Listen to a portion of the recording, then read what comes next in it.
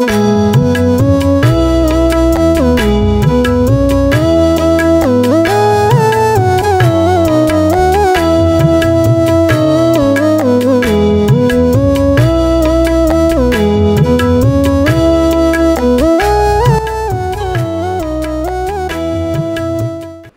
brothers and sisters in the Lord, ప్రభునందు ప్రియమైన సహోదరి సహోదరులారా, today's verse for our meditation is taken from 1 Timothy 1:17. నేటి దినం మన ధ్యానం కొరకు తిమోతికి రాసిన మొదటి పత్రిక 1వ అధ్యాయం 17వ వచనం నుండి The తీసుకొనబడింది. King eternal, immortal, invisible and the only wise God be honor and glory forever and ever. సకల యుగములలో రాజయుండి అక్షయుడును అదృశ్యుడును అద్వితీయ దేవునికి ఘనతయు మహిమయు యుగ యుగములు కలుగునుగాక.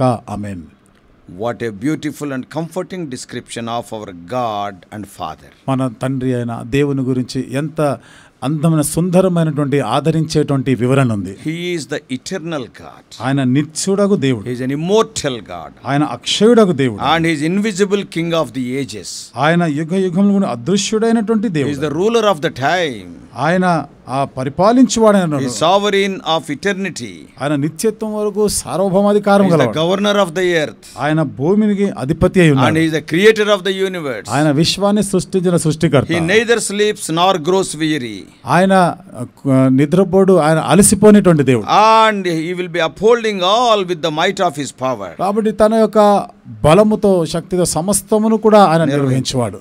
And He is in full control of all that was and is to come. సమస్తమును కూడా ఉండినది, పూర్వము, ఇప్పుడు ఉండేది, ఉండబోయే అన్ని కూడా ఆయన నియంత్రణలో ఉన్నాయి. And He knows the end from the beginning. అంతము ఆది నుండి ఎరిగినవాడు. And He has scheduled every day of our life. మన జీవితంలోని ప్రతి దినానికి కూడా ఆయన దానికి ఒక ప్రణాళిక చేస్తున్నాడు. Oh, what a great description of the great God. ఇంత గొప్ప దేవుని గురించిన ఎంత అద్భుతమైనటువంటి వర్ణన ఇది. Paul begins this section of the scripture laying out the beauty of the gospel. పౌలు ఈ భాగంలో, ఈ లేఖనాల్లో ఈ భాగాన్ని దేవుని గురించిన ఈ గుణ లక్షణాలను ఆయన వర్ణిస్తూ చెప్తున్నాడు. And the beauty of the gospel. సువార్త యొక్క ఆ సౌందర్యాన్ని, రమ్యతను గురించి చెప్తున్నాడు. Though we were dead in our sins, మన పాపములలో మనము చచ్చిన వారమే, though we are at enmity with God, దేవునితో మనం శత్రుత్వం కలిగి ఉండిన, though we were eternally separated from Him, నిత్యత్వం కొరకు ఆయన నుండి వేరైపోయిన వారమైన, in His grace and love He stooped down in the person of the Lord Jesus Christ. ఆయన కృప, ఆయన ప్రేమను బట్టి యేసుక్రీస్తు ప్రభువుని వ్యక్తిలో ఆయన దిగి వచ్చాడు. And He rescued us from the slavery to sin. ఆయన పాపమునకు మన బానిసలమైన స్థితి నుండి విడిపించాడు. And He rescued us from the eternal death sentence under which we were all placed. మరి నిత్యమైనటువంటి మరణ దండనకు గురై ఉన్నామే, వాటి నుండి మనల్ని విడుదల చేశాడు. Christ came to this world to save sinners. క్రీస్తు పాపులను రక్షించడానికి ఈ లోకానికి వచ్చాడు. And Paul labels himself as the worst of all sinners to whom Christ would use as an example. పౌలు అంటాడు, అట్టి వారిలో అంటే పాపులందరిలో కూడా నేను ప్రధాన పాపిని ఒక ఉదాహరణగా చెప్తున్నాడు ఆయన. And Paul is inferring that if Christ can save him, పౌలు అంటాడు కదా, క్రీస్తు ఆయన రక్షించగలిగినప్పుడు he is telling I am an example. నేను దీనికి ఒక ఉదాహరణగా ఉన్నాను అంటాడు. Such a worst sinner, number one sinner like me, when Christ can save me, ప్రధాన పాపి లాంటి నన్ను క్రీస్తు నన్ను రక్షించగలిగితే He can save anyone.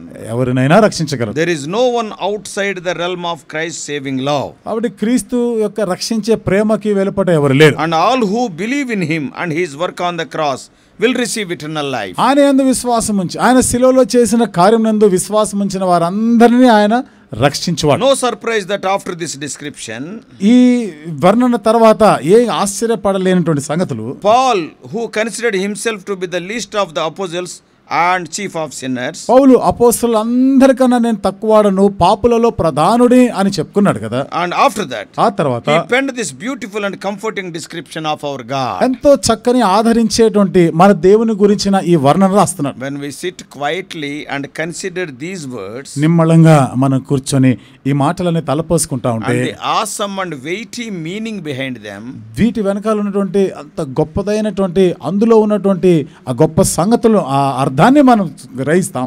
all we can do is fall at His feet, the feet of our Savior, and worship Him. వీటన్నిటి బట్టి మనం చేయగలిగేది ఆయన పాదం చెంత సాగిలపడి ఆయనను పూజిస్తూ ఆయనను ఆరాధిస్తాం. What we will say?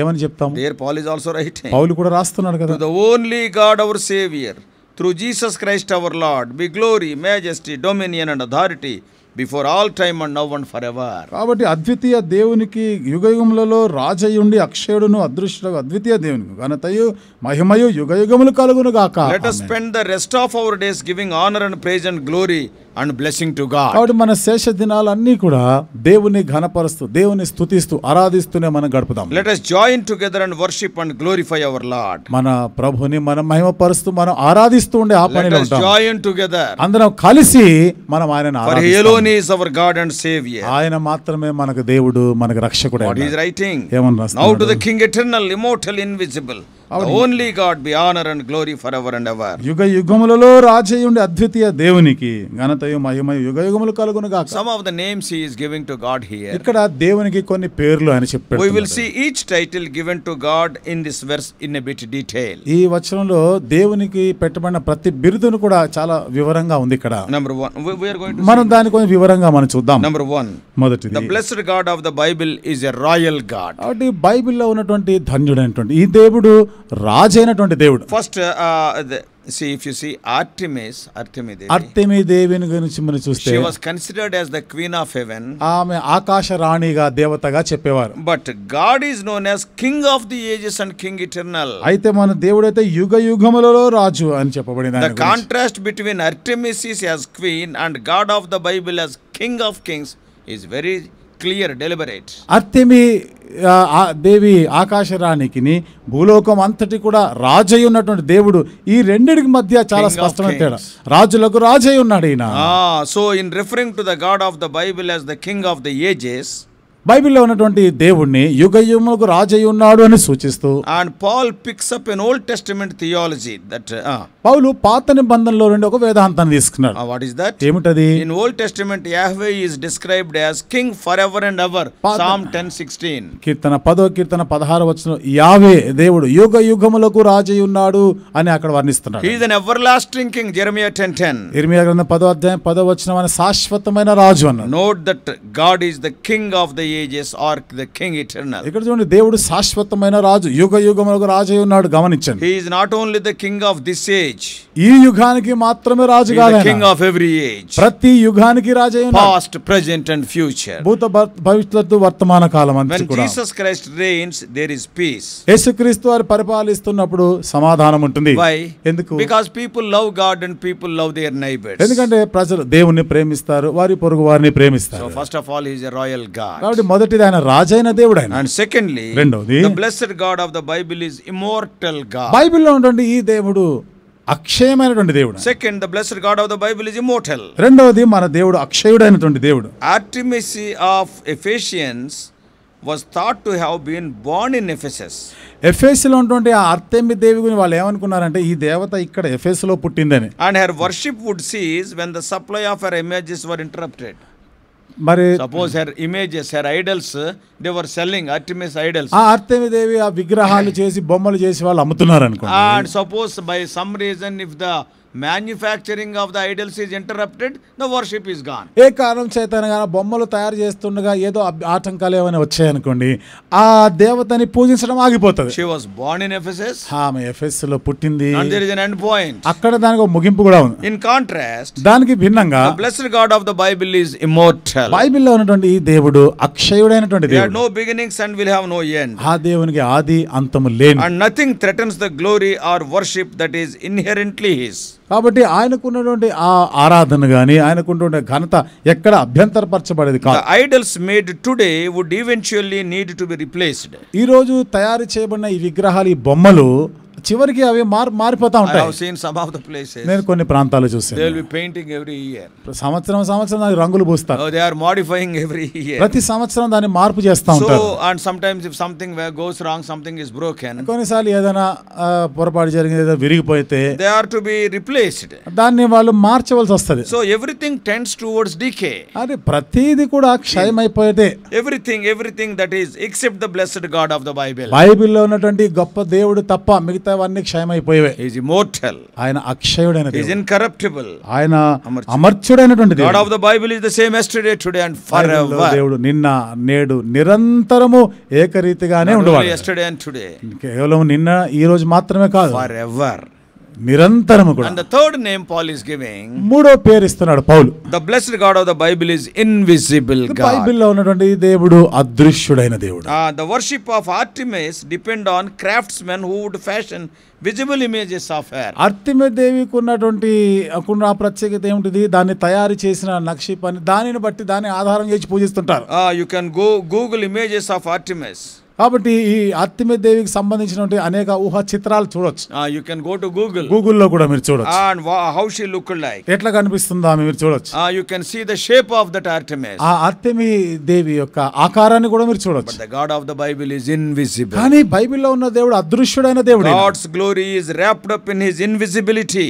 దేవుని యొక్క మహిమ ఆయన యొక్క అదృశ్యంలో అంతే కూడా మహిమతో ఆవరించబడి ఉన్నాడు. You cannot make an image of God. ఆ దేవుని గురించి ఏ చిత్రాన్ని, ఊహా చిత్రాన్ని కూడా చేయలేము. You cannot prepare an idol of that God. ఆ దేవునికి ఒక విగ్రహముగా చేయలేము. If you prepare an image or a painting or an idol of God, you are stripping him of his glory. ఒకవేళ ఆ దేవునికి సంబంధించి ఒక విగ్రహముగా చేసి ఒక రూపాన్ని గాని ఇస్తున్నట్లయితే ఆయన మహిమను తీసివేసిన వాడు అవుతాడు. ఎందుకని? Because by nature he is invisible God. ఎందుకని ఆయన స్వాభావికంగానే అదృశ్యుడైన దేవుడు ఆయన. So now new covenant worship involves devotion to the apostles' teaching.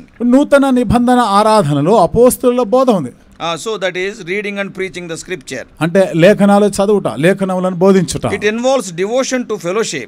సహవాసం గురించినటువంటి సంగతులు ఉన్నాయి. Which would include things like exhorting one another. ఒకరిని ఒకరు హెచ్చరిక చేయుట అనేవి కూడా అందులో ఉన్నాయి. Singing to one another. ఒకరొకరు కలిసి పాడుట. Serving one another. ఒకరికొకరు సేవించుట. Breaking of bread. రొట్టె విరుచుట.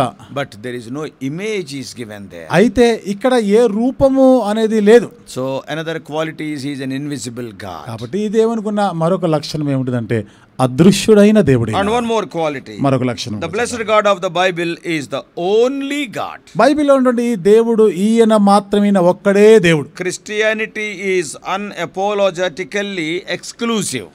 క్రైస్తవత్వం అనేటువంటిది అది ప్రత్యేకమైనటువంటిది. Artemis was an idol. అర్తెమి అనేది ఒక విగ్రహం. But Paul wrote elsewhere that the idol has no real existence. 1 Corinthians 8:4. కొరింథీయులకు రాసిన మొదటి పత్రిక 8:4లో పౌలు రాస్తారు కదా, ఆ విగ్రహం ఉన్నది కాదు, ఉనికిలో ఉన్నదేమి కాదు. This is supported in our text by reference to the blessed God of the Bible is the only God. ఇది మన నేటి దిన ఈ భాగంలో మనం ఈ దేవుడు మన దేవుడు ఆయన ఒక్కడే దేవుడై ఉన్నాడు అనే దానికి ఆధారం ఉంది. Remember it carefully. జాగ్రత్తగా మీరు దీన్ని గుర్తుపెట్టుకోండి. The God of the Bible is not one among many but the only God. బైబిల్లో ఉన్న దేవుడు మిగతా దేవుళ్ళ అందరిలో ఈయన ఒక దేవుడు కాదు, ఈయన ఒక్కడే దేవుడు. And he has ordained his son Jesus Christ as the only way to receive eternal life from him. తన కుమారుడైన యేసుక్రీస్తు ప్రభువారు మాత్రమే నిత్య జీవం పొందుటకు ఆయన ద్వారానే ఆయనే మార్గం అని ఆయన ఏర్పాటు చేశారు. In fact, everything we have said today about the blessed God of the Bible is seen most clearly in Jesus Christ. వాస్తవంగా ఇది మనం చెప్పుకున్నామే దేవుడి గురించి ఎన్నో సంగతులు, ఇవన్నీ కూడా ఎక్కువ క్రీస్తులో మనం చూడగలం. And before I move to the rest of the words, మిగతా వచనంలోనికి వెళ్ళేదానికి ముందుగా let me pause here and ask. ఇక్కడ నేను కొంత ఆగి మిమ్మల్ని అడుగుతాను. Do you believe all this about Christ? క్రీస్తును గురించిన ఈ సంగతి ఇవన్నీ కూడా నమ్ముతున్నావా? Your eternal destiny rests on this recognition. నిత్యమైనటువంటి నీ గమ్యస్థానము ఇక్కడ నీవు గుర్తించుటలో ఉంది. Our destiny is death.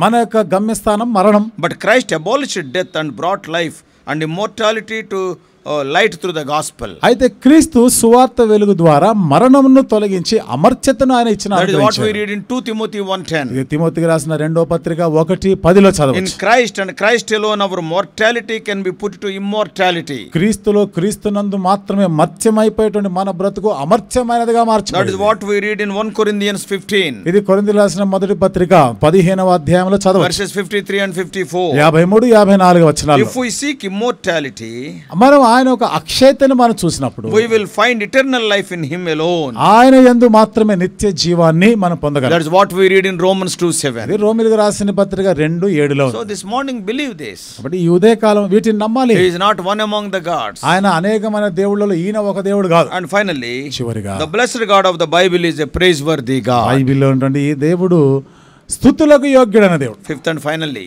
ఐదోది ఆఖరిది, he is a royal God, ఆయన రాజైన దేవుడు, immortal God, ఆయన అక్షయుడు, ఆయన దేవుడు, invisible God, అదృశ్యుడైన దేవుడు, incomparable God is ఆయన ఈ దేవుడికి ఎవరిని సాటి చేయలేని దేవుడు, సమానమైన దేవుడు. By virtue of who he is, ఆయన ఏమై ఉన్నాడో దానిని బట్టి he is worthy of praise. ఆయన స్తుతులకు అన్ని ఆయన అర్హుడై ఉన్నాడు. What is written there? ఇక్కడ ఏమని రాయబడింది? The honor and glory forever and ever. Amen. కాబట్టి ఘనతయు మహిమ యుగ యుగములు ఆయన కలుగును గాక. ఆమేన్. So Paul changes gears here.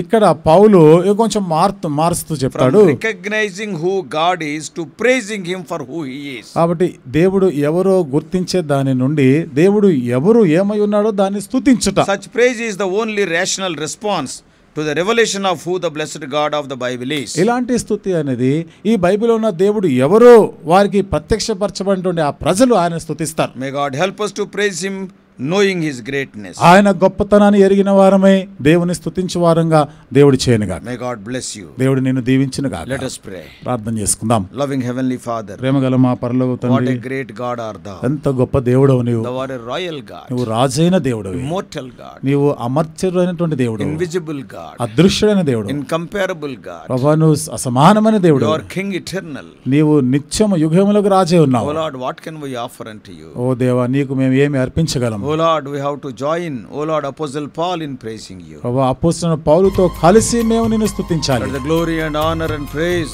and everything be unto you forever and ever. మహిమ ఘనత ప్రభావం యుగ యుగములు నీకు మాత్రమే చెందునుగాక. Help us to understand thy greatness. నీ గొప్పతనం అర్థం చేసుకుంటూ సహాయం చేయి. Enable us to praise thee continually. ఎడతెగక మిమ్మల్ని స్తుతించు వారంగా చేయండి. We do pray in the praiseworthy name of our Lord and Savior Jesus Christ. మా ప్రభువును రక్షకుడు యేసుక్రీస్తు వారి స్తుతులకు యోగ్యుడైన నామములో ప్రార్థించి వేడుకుంటున్నాము తండ్రి. Amen.